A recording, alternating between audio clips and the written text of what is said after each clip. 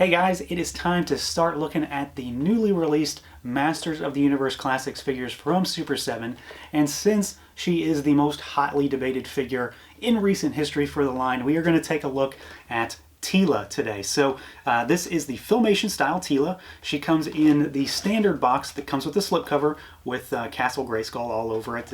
The classic stuff that we've seen with this line previously, so they continued that. And then as far as the box itself, we've got that big window that says He-Man and the Masters of the Universe, just like the show.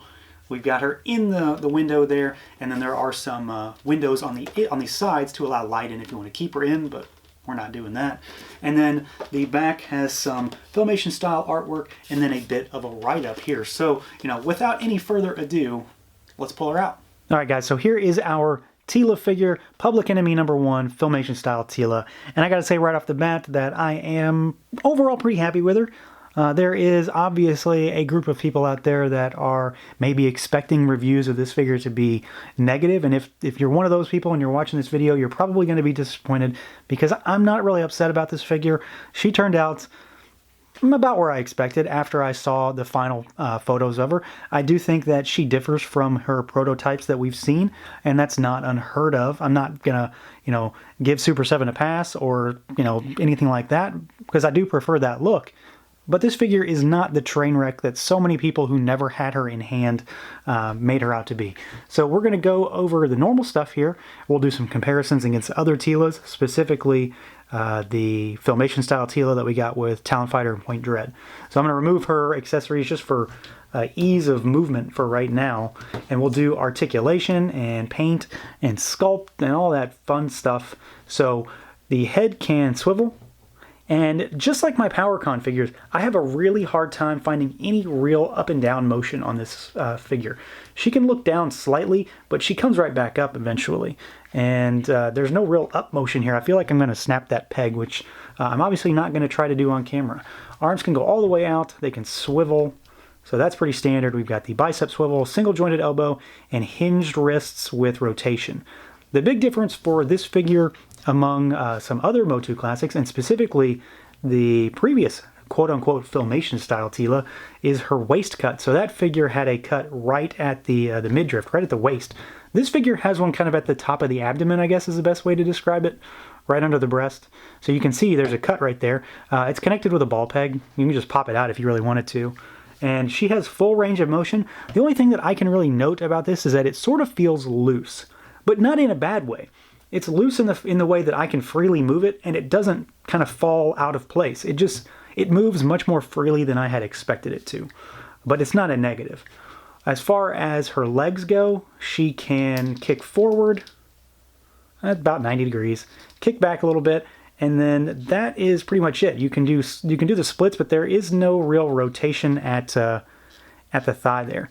We do have a single joint at the knee, so that's pretty standard. We've got that boot cut. And then we have a rocker, which is always good because that's not common in MOTU, at least for the majority of the figures, and a hinge at that ankle. So in the articulation department, she's got a little bit extra, maybe compared to some of your other MOTU Classics figures. She's still relatively limited compared to a lot of other modern figures, though. But I imagine at this point, anybody buying MOTU Classics, or specifically buying these, probably already knows that. So beyond that, let's take a look at the sculpt. So the big thing is obviously going to be the head sculpt and of course the paint applications therein. I think the head sculpt on its own is pretty good. I'm overall happy with it. There are a few oddities about the paint that make her maybe look a little worse off than she could have, but it is what it is, so I can only judge it by the final product here. I think that my issue with her, and it's not so much like a big problem, but what I notice and what sort of makes me think that there could be something a little better is in the eyes. Her eyes look like they are slightly too wide, like she's staring into your soul, basically. Beyond that, though, I don't have a problem with the head sculpt. I think it's pretty solid, and it's not the mess that people seem to think it is. Could it be better? Sure. I do like the prototype images that we have seen originally, and I think a lot of that again comes down to the paint because it is more of a matte finish. Something looks a little more gritty about that picture. compared to the slight gloss that's over this particular face. What is here is 100% straight and cleanly applied, and I don't have any issues with kind of paint slop all over the face. So, you know, there's actually quite a bit going on with the eyes there. We've got the blue, we've got the black in the pupil. There's actually a little white dot in there, kind of like a reflection. Or at least that's what I'm assuming it is. It could be a mistake, but it's in both eyeballs, so probably not. As far as the rest of the figure, you're not going to find tons and tons of paint, and you know, she's fairly basic as far as figures go. We've obviously got some paint down here on the fur on the boots. It's a little sloppy in places. It's not perfect. Could have been a little more cleanly applied. You've obviously got some paint here on the bracers. And one thing I'll note about that, well, I guess I'll note it when we get to the accessories, but there could be an issue with that and down the road. So again, the head sculpt is the big thing for this figure, because the rest of her is a fairly plain figure. There is, of course, the armor that she has, and I do believe this is removable, but I'm not in the business of removing that on camera. I'm not going to take that off. There's really no point. She is flesh-colored plastic under there, so you're not going to see anything too exciting. There's not going to be anything you would want to take that off. It would be very odd for you to remove that, or you know, maybe that's your thing. But beyond that, the armor is kind of pliable. If you saw me moving her around, you can see that this piece here, thankfully, is very soft, and it will flow with the figure as you move her, which is very convenient. It just helps, you know, to pose her. So this is not a rigid piece. It does have some give. You know, be careful with it. It does have kind of some choke points here, so you could tear it maybe. But you know, you've got the latches here, and it doesn't seem to be glued down. I just don't really get into removing armor, and I'm not planning on doing it because there's no telling if I'm going to get it back on correctly or not, and I need to finish this review. So, you know, what is here in terms of the overall armor, I think is nice. There is one other piece that I want to talk about in terms of sculpt before we move on to accessories, and that is her legs, or, well, more accurately, her hips, crotch region. So there is, or I should be, from what I understand, an issue with the legs and the pegs. And you know, turn away if this is too graphic for you. Where the pegs that connect her upper thighs to the crotch piece, in some cases are slightly too long, and others are shorter. I believe I have the longer pegs, and that results in kind of wide hips, and they do look a little wide. But based on some of the initial expectations for this, I'm again not really upset about it. When I have her posed the way that I want her posed, it doesn't really look odd to me. But I have yet to see a comparison between the brand new TEELA with the wide or with the thinner, shorter pegs to know for sure. But I have seen some other folks posting pictures online, and mine look very similar, and they seem to think theirs are the long ones, the wide ones. So take that with a grain of salt. I'm not really sure, but I have a feeling this is the wide peg. And again, you know, maybe you'll have a better luck and get the shorter ones, but if you do get the wide ones, this could be what you're getting.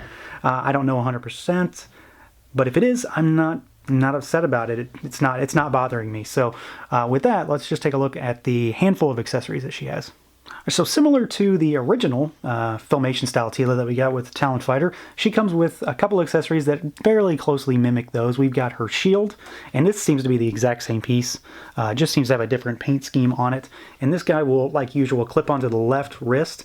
This is what I mentioned that there might be an issue with the paint. There is some definite scuffing going on here.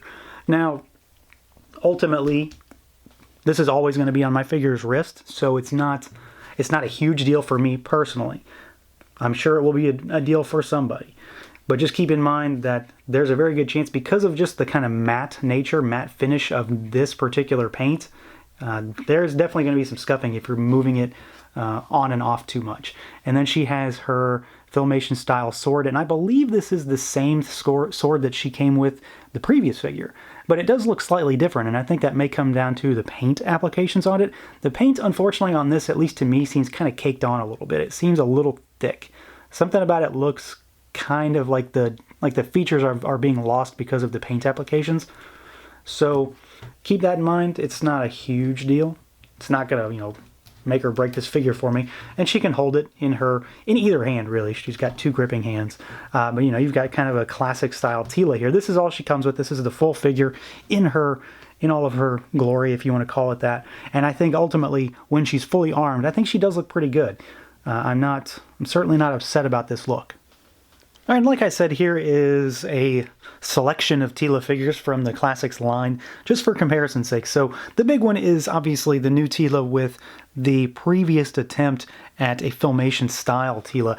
And this is easily one of the worst figures in all of Classics, as far as I'm concerned. The head sculpt is absolutely atrocious. I hate that waist swivel, and I think that just about everything on her is really goofy looking. You can tell there's a huge stylistic difference between the two. This is clearly meant to be less defined features, less garish paint applications. But, you know, if you wanted to compare what is considered a good Filmation TEELA versus what is considered a bad Filmation TEELA, this is how you do it. This is a much better figure, hands down, and I don't see how anybody could argue otherwise. She may not be perfect on her own, but compared to the previous attempt, this thing is a winner in my book, just for that reason alone. Obviously, we have other TEELAs. You know, you've got your regular style TEELA, we've got the goddess type TEELA, we've got battleground TEELA, so there's huge stylistic differences all over the place. This one right here is always going to be my favorite, and then this one. And then this one now, because I don't really care about Battleground TEELA all that much. The design just doesn't do it for me too well.